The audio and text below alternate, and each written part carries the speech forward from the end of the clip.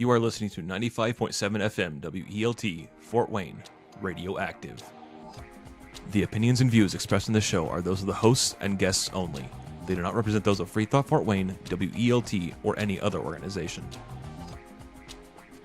Welcome to the Hoosier Humanist Hour, where we explore science, religion, culture, ethics, and community from the humanist perspective.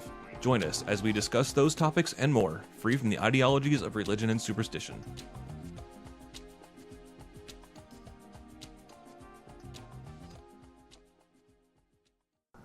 Good afternoon, everyone, and welcome to the Hoosier Humanist Hour. Today we have Chris, V, and Andrew, and we have an interesting topic. There seems to be some changes that IPFW is trying to implement, some really major changes, and they're referred to as the University Strategic Alignment Process. On the surface of it, it looks like they're trying to cut a bunch of departments and majors, and a lot of students are upset. So there's been students that have taken on the task of trying to overturn these proposed changes. And there was a meeting held at the Allen County Public Library yesterday. And we're just going to chat a little bit about what was talked about in that meeting, and we have a recording of what happened, and we're gonna air the recording for the rest of the show. I myself wasn't able to attend, but Chris was. So, Chris, can you kind of give us a quick summary of what was discussed? Yeah, so the presenter of this whole thing was an assistant history professor from IPFW, and that was significant because A, obviously it has to deal with him since he's at IPFW, but also B, history department was one of the programs on the list of the to be restructured category, which is the category that's really concerning a lot of people because they're concerned about what restructuring actually means.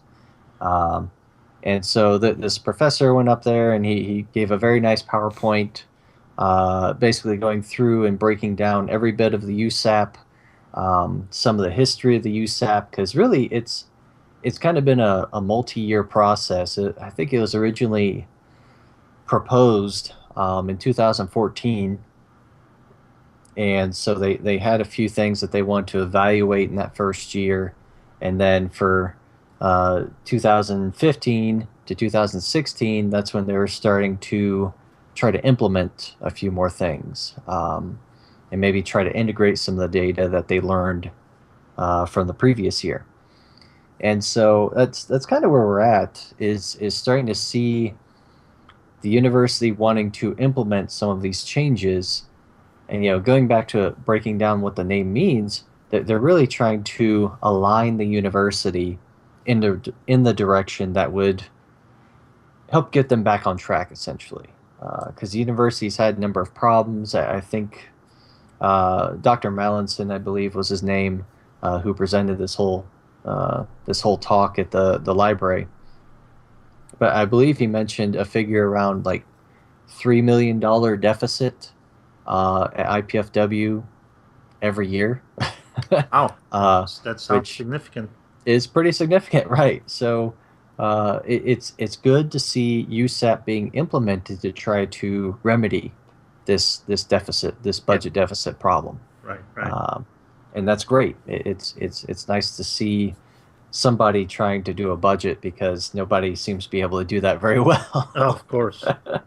But anyway, go ahead. No, I was just gonna say, what are some of the departments that would be affected this? And I guess, what are professors and students afraid of, in the sense that, what does restructuring mean? Right. Has that been elaborated on?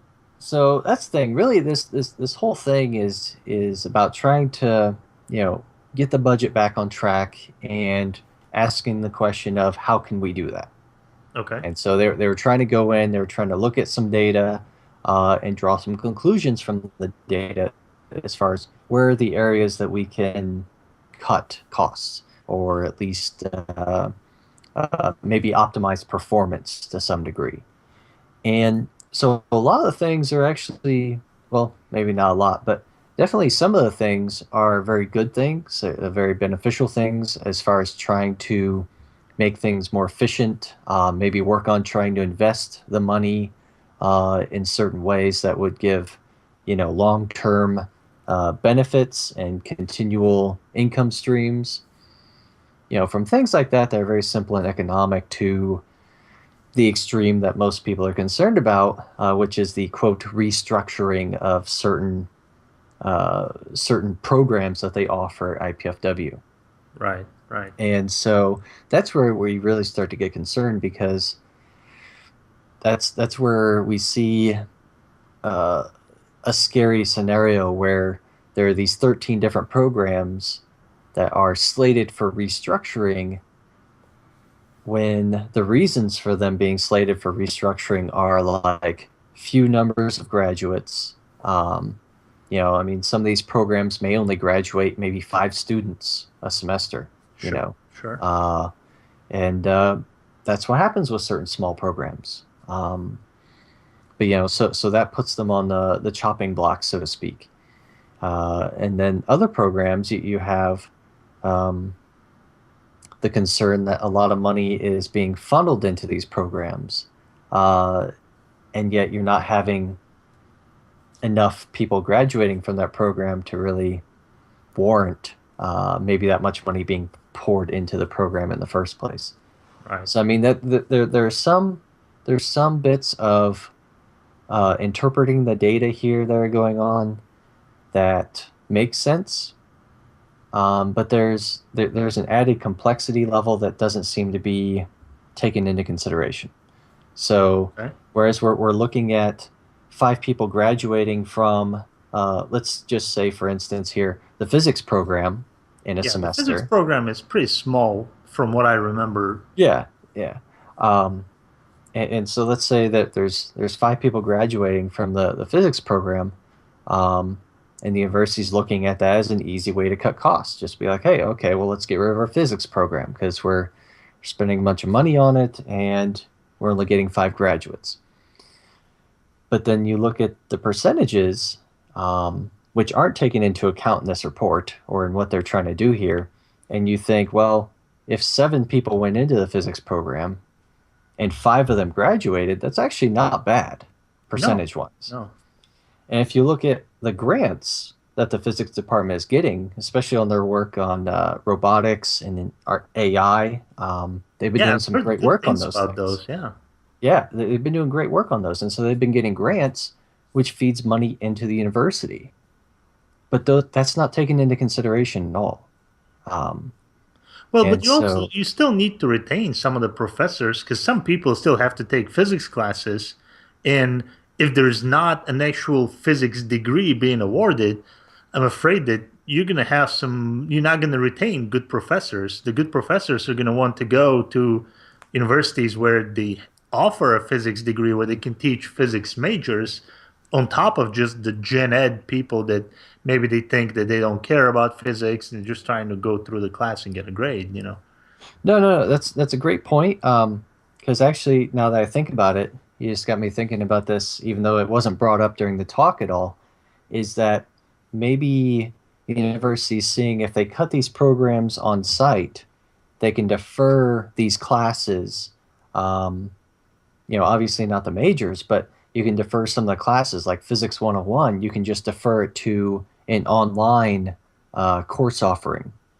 Oh, because that works great for physics. for the gen ed portion, for the gen ed students, which honestly, a lot of these departments, they have a lot of gen ed students that are just taking their one science credit or one biology credit or, whatever. Right. So in those cases, you might see a deference to the online portion, even though, you're not going to get to see that oscilloscope in your physics lab and understand how it works in person. Was there? Did they bring up? I guess the topic has come up periodically where IPFW has wanted to separate from IU and Purdue. Does that play into this at all? I think that's called LAS, if I remember correctly, or LSA, something like that. Okay. I'd have to watch the talk again, but yeah, no, it's seeming that as time progresses here, the two things are becoming integrated. Hmm. So they're thinking about tying in this whole restructure of IPFW to the divorce of Wow. Purdue and IU, because there are talks that, well, maybe IU will bud off and just remain as the medical center. Okay. Um, that's right next to campus there. So it'd Uh, be IU Fort Wayne. right, and then you would have basically a Purdue campus Right. um, become come from the ashes of IPFW. Hmm. Uh, Interesting.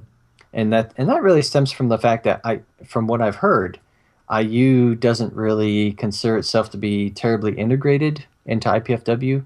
They Oh. feel like kind of a shadow in the background, Mm. that they're not really involved in a lot of the decisions that happen when it comes to the campus, when it comes to the programs, and so they're much more apt to just leave entirely Okay. than Wow. try to split the goods between the two. Right. Right. Right. Hmm. So it's very interesting.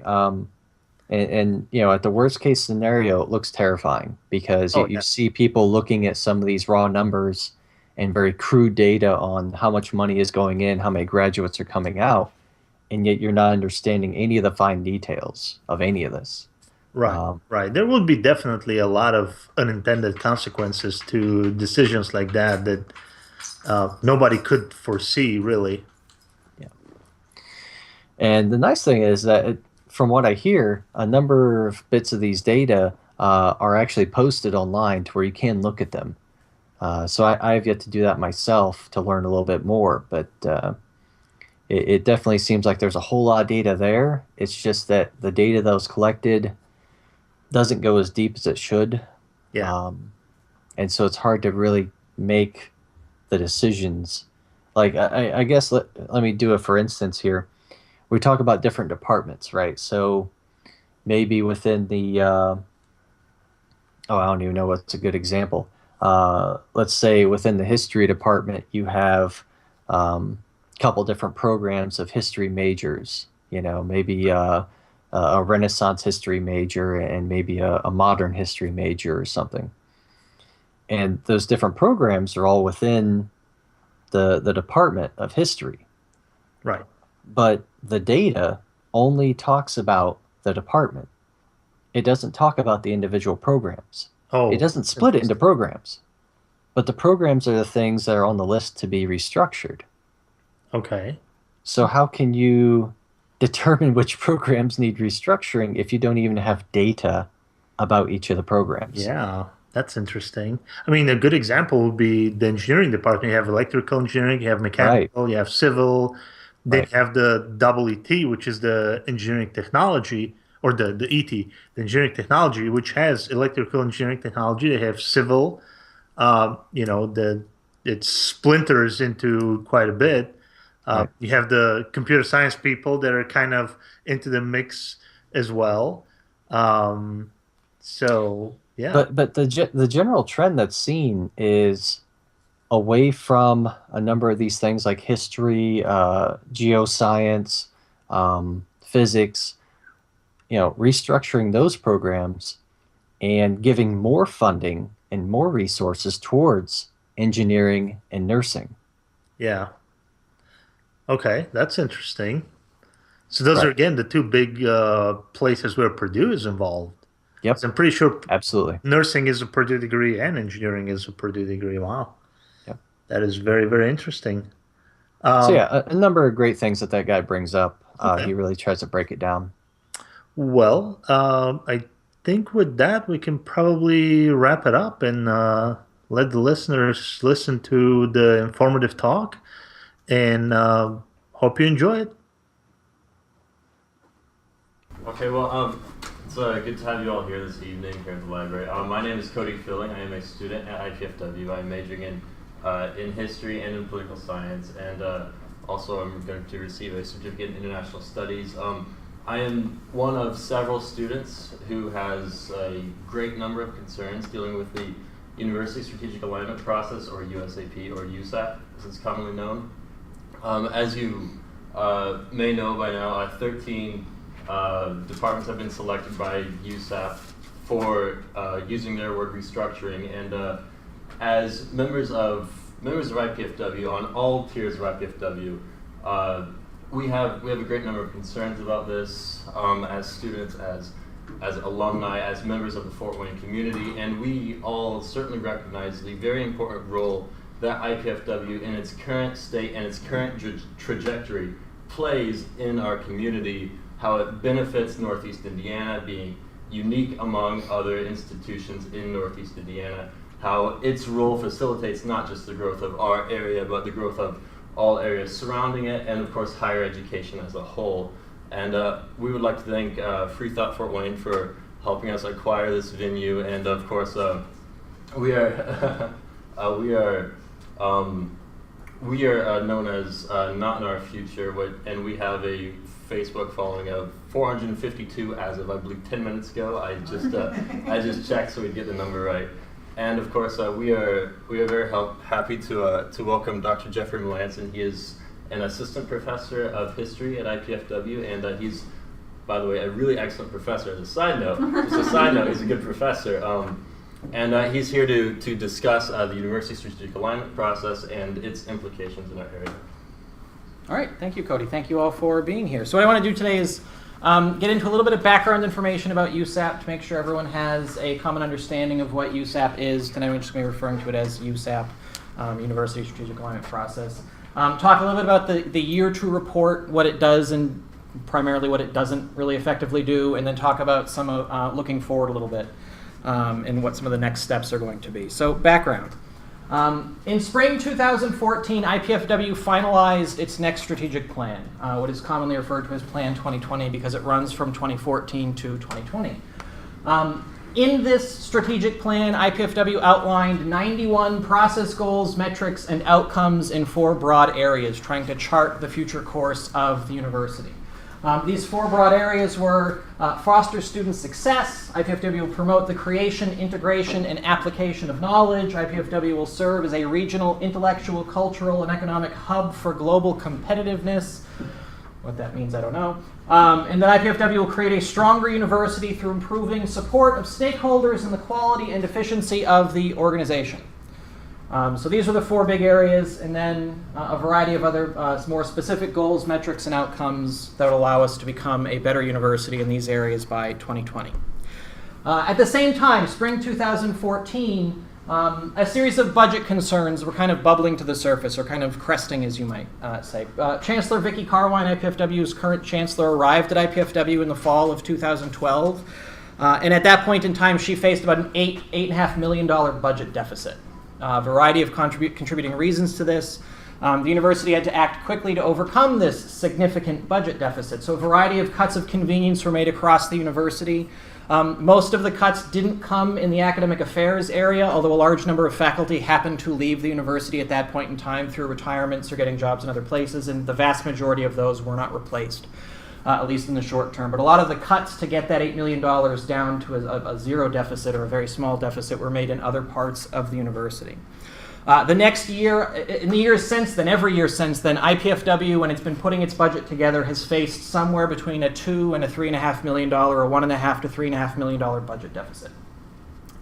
The main reason for this is declining enrollment. As the economy has gotten better, a lot of students who enrolled at IPFW during the recession went back to work, left school. Demographics in the area, demographics nationwide, the baby boomers didn't have enough kids, as some statisticians like to say, so the high school graduating population in the state and else in the nation has kind of plateaued, and so fewer students, or an equal number of students, are coming to college. We don't have a growing student population as we've been used to. So for a variety of reasons, we're facing some budget challenges.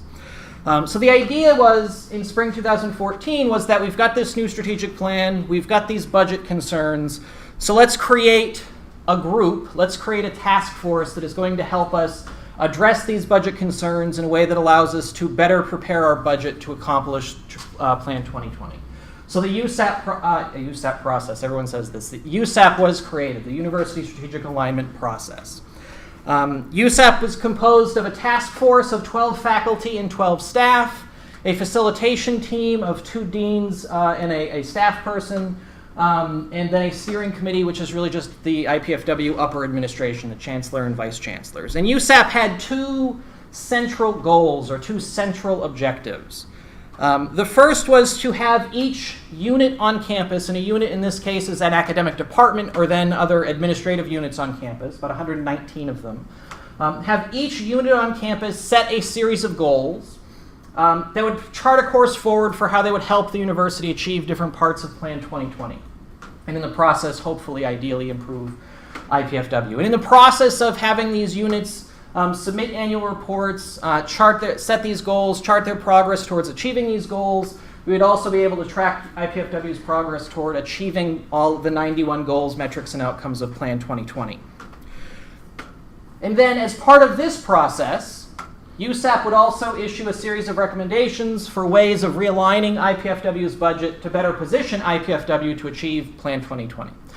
So the idea is that every unit would submit reports saying what they've been up to, what they're going to be doing moving forward, and maybe through the process of collecting these reports, we'd be able to see, oh, look, we are really well positioned to accomplish this half of Plan 2020, but we don't have any units on campus working on this half of Plan 2020. So maybe we're over-investing in our budget in these parts of the strategic plan. Maybe we need to divert resources from these parts to these parts over here. This is the idea of alignment. We're going to align our resources with what the strategic plan says we're going to do. So the academic year 2014-15 was the first year that USAP was implemented, and I've labeled this from prioritization to alignment because this is what the year 1 USAP report described their process as that year. They went from prioritization to realignment. When USAP began the year 1 process, they were utilizing the Dickinson model of academic prioritization. For those of you unfamiliar with the Dickinson model, essentially what happens is you collect data on every single unit on campus, you collect a series of performance measures on every single unit on campus, and then you rank them. And you divide them into quintiles, into 5 groups. Groups in the top 20%, units in the top 20% would get extra resources. In the next 20% down would get the same amount of resources, and then the bottom 60% of units would face fewer resources and potentially elimination. It's a pretty draconian way of prioritizing an academic budget, and it creates lots of problems everywhere it is implemented. It's been implemented at a large number of universities across the country, across North America. As USAP was investigating the Dickinson model, as they were starting to try and implement the Dickinson model, though, they came to some realizations. And this is a quote from the year 1 USAP report. This is from USAP's own proverbial mouth. As planning for this process progressed, it was determined that the university had limited ability to provide accurate and consistent performance data for all units, could not sufficiently determine expenses and operational costs at the unit level, and lacked an articulated direction that could be operationalized for purposes of assessment. In light of these constraints, the prioritization process was modified to focus on strategically aligning our resources with our goals. So we didn't have the institutional data, we didn't have the budgetary data, we didn't have a clear vision for what the university was supposed to be that would enable us to pursue a prioritization process. And so instead we focused on realignment. In the year 1 process, the USAP created 7 global themes. They didn't really make overly specific recommendations. Instead, they made some broader recommendations focused on these 7 areas. To date, leadership development is the only one of these 7 themes that has really clear outcomes. IPFW created a leadership academy for administrators.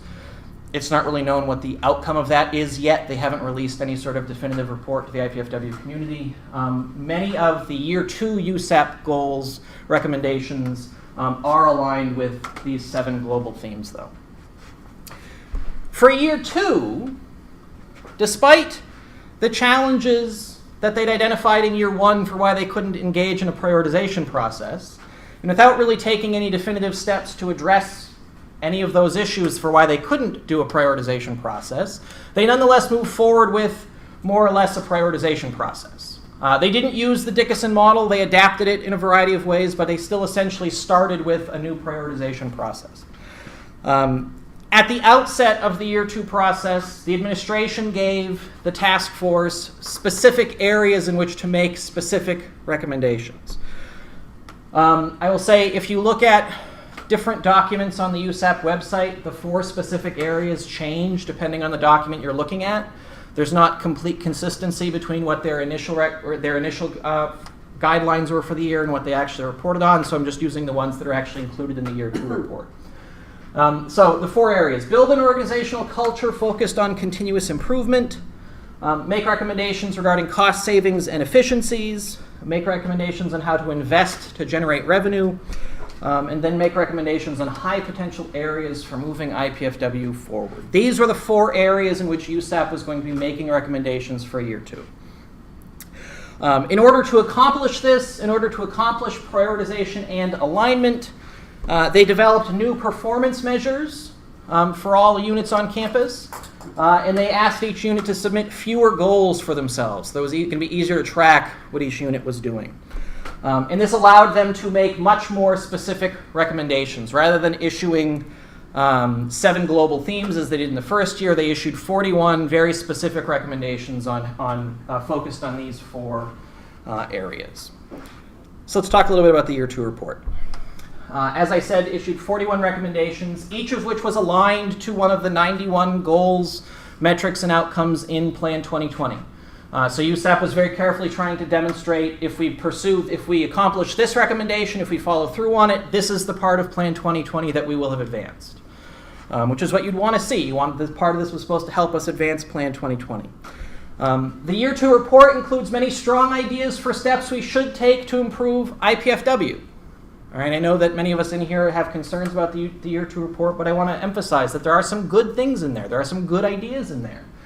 There are especially some good things about things we could be doing to support student success, because universities can always do more to support students to be successful as they move their way through their programs. But as we're all aware, there's also some problematic recommendations and deeper concerns about the larger process that was followed here. So let's talk a little bit about these concerns.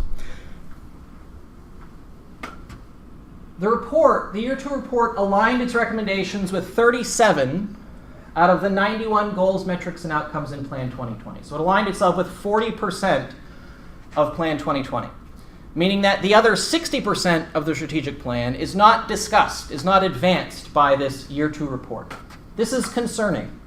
If you assume that USAP is a valuable process that has valuable goals in mind, we're going to accomplish Plan 2020 as a result of this process.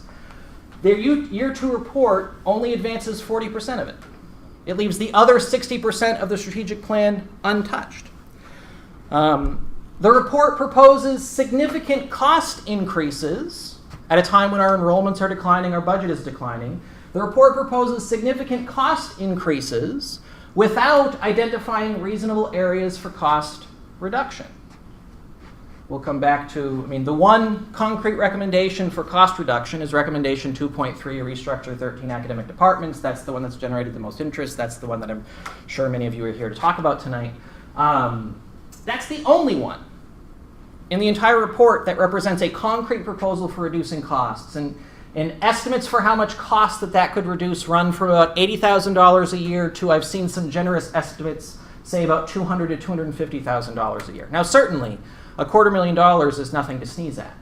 But when the rest of the report proposes millions and millions of dollars in cost increases, identifying $250,000 in offsets, if we're being really generous, isn't a responsible way of handling and dealing with the university's budget.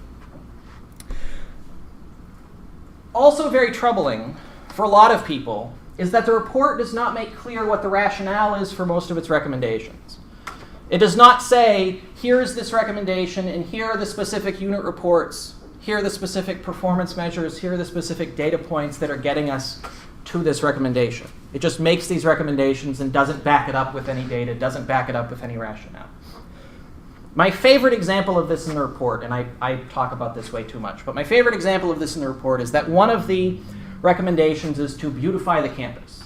We should invest more money in physical plants so we can make IPFW's campus a more beautiful space. Now, I'm all for having lovely outside spaces. I'm all for having a beautiful campus.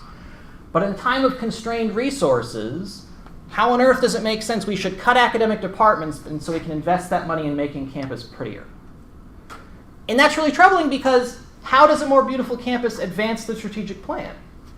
What unit report said, we could be serving our students better, we could be graduating more students, we could be generating more income if only we had more trees on campus?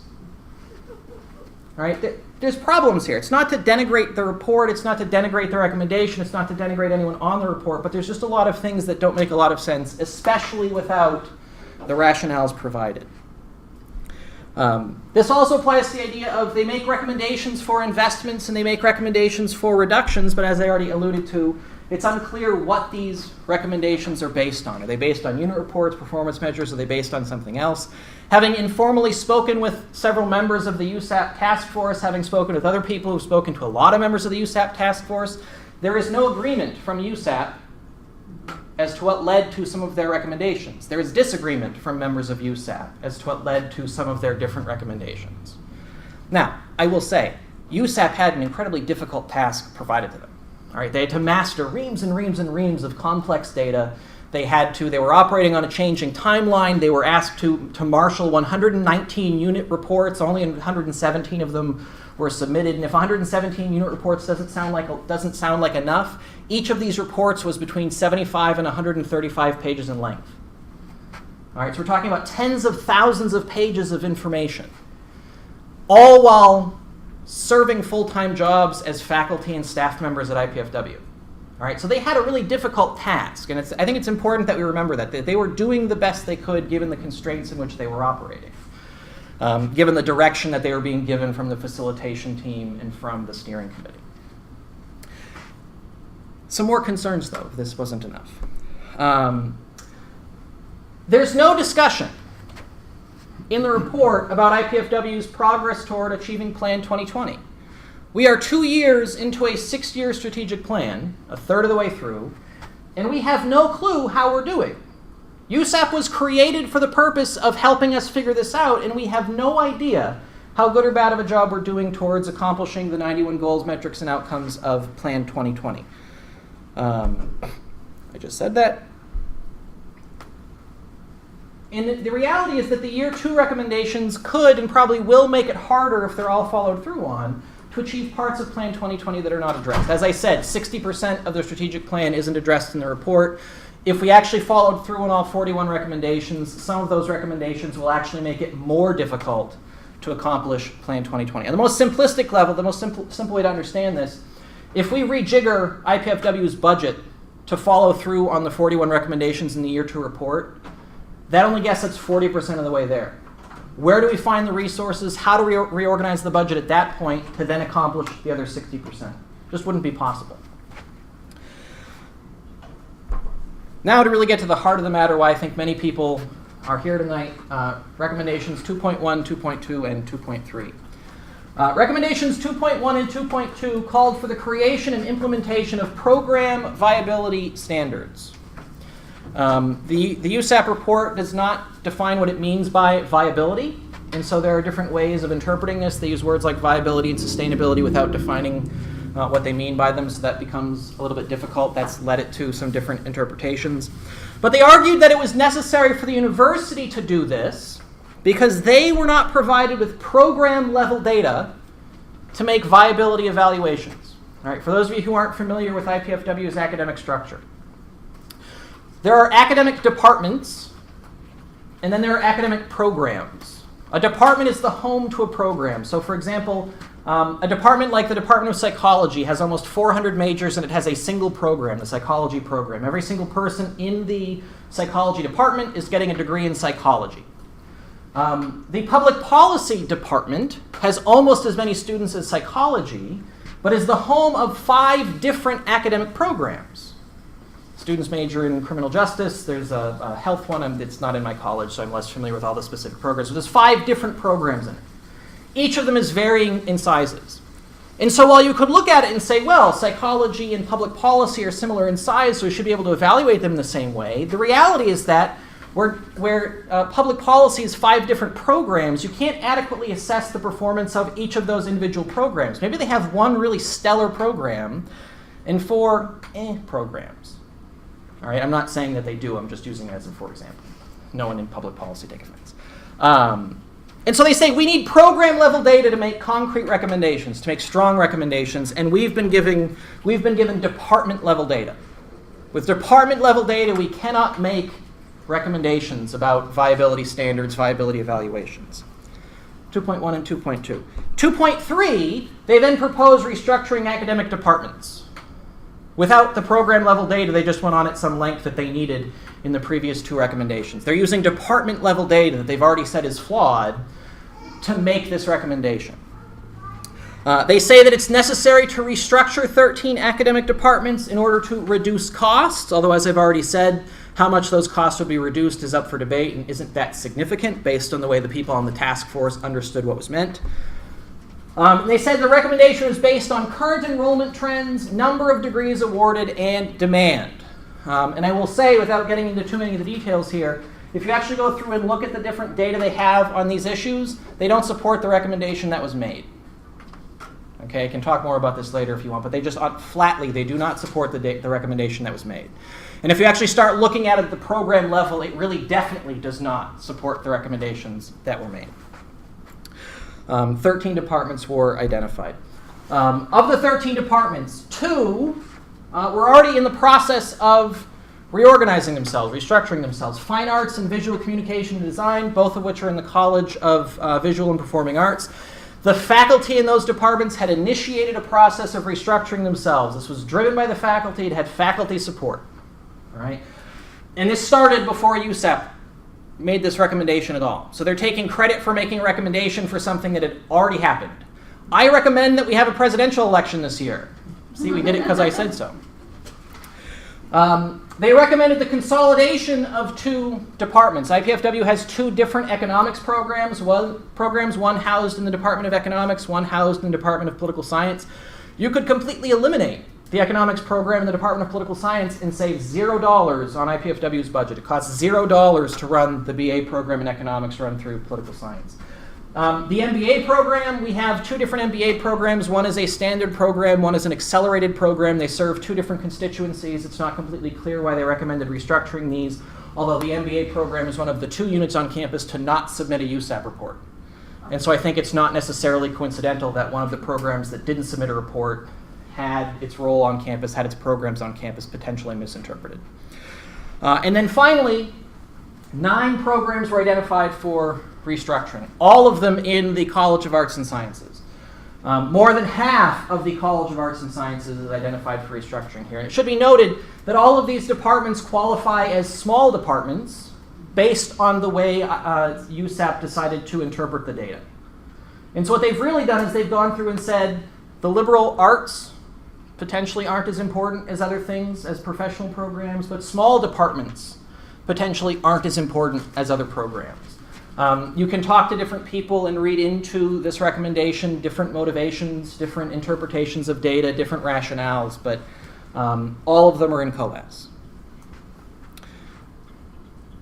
The report was issued May 6th, the last day of final exams in the afternoon. Much of the campus had gone away, most of the students had gone away, many of the faculty were trying to put the finishing touches on their grading, were vigorously grading the exams and papers and everything else.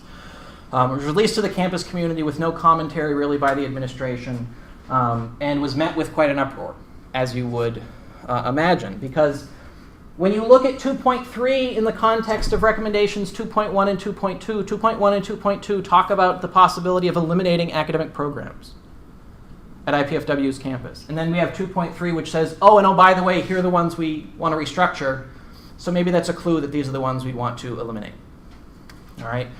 To be fair to the report, it does not say we are going to eliminate these 13 departments.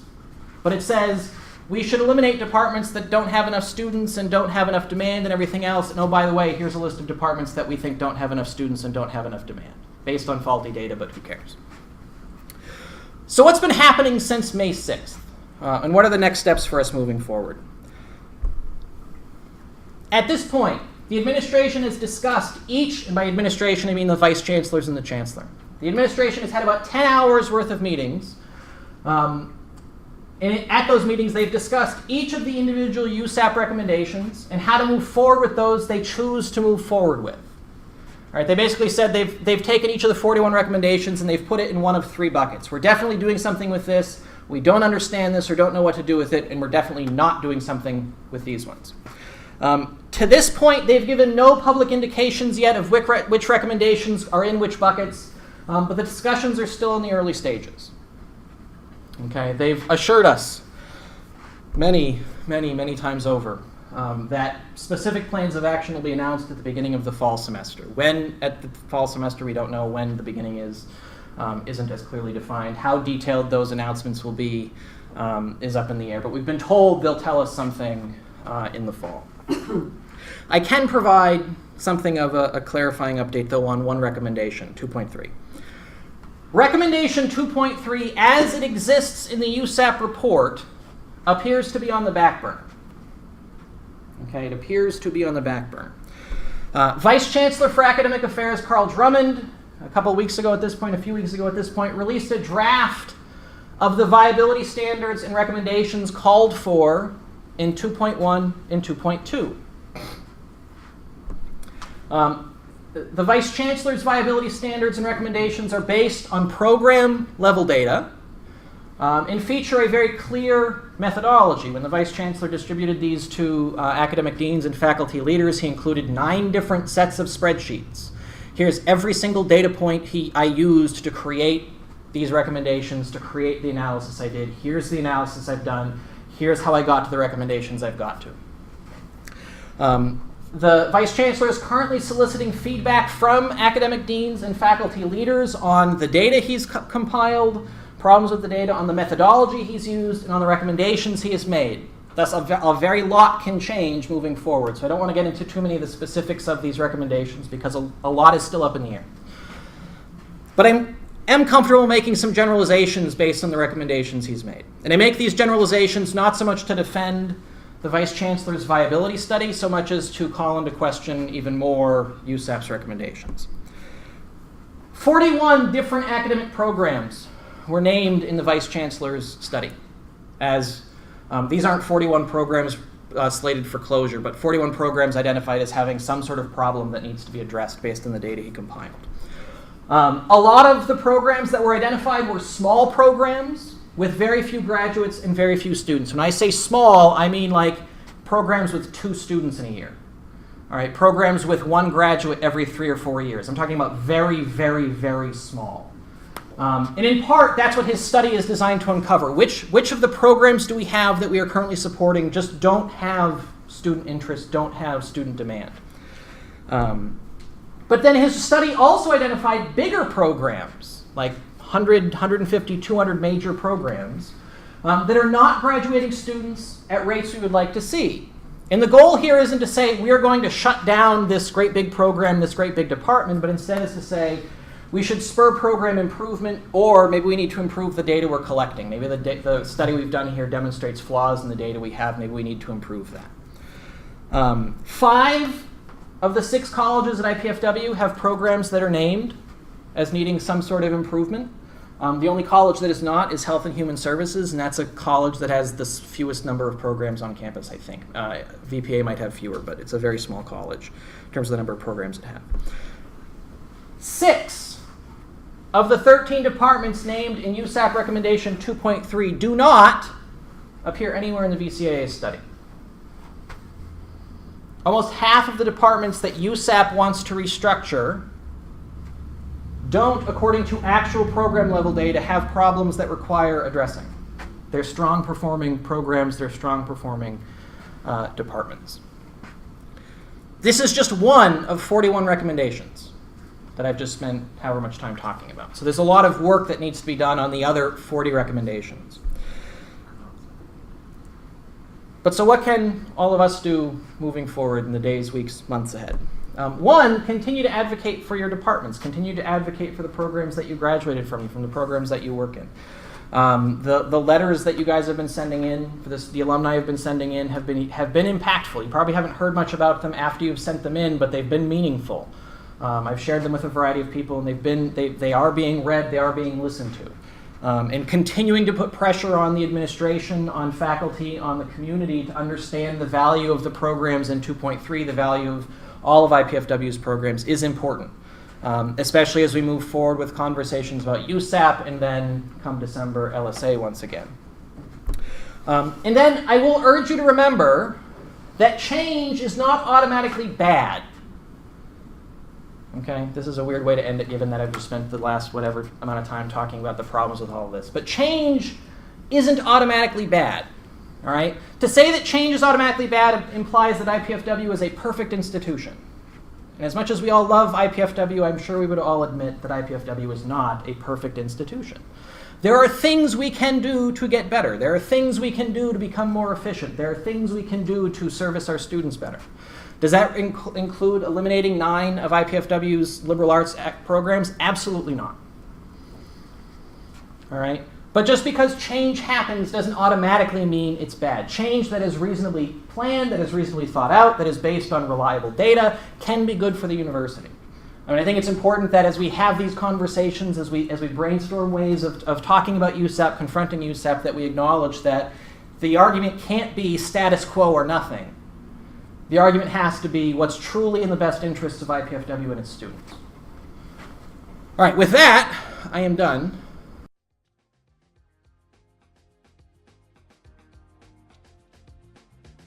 That is all the time we have for you this week. This has been the Hoosier Humanist Hour.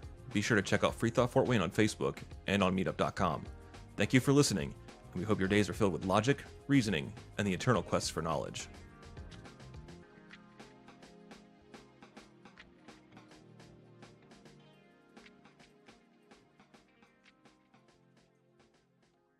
Plan that is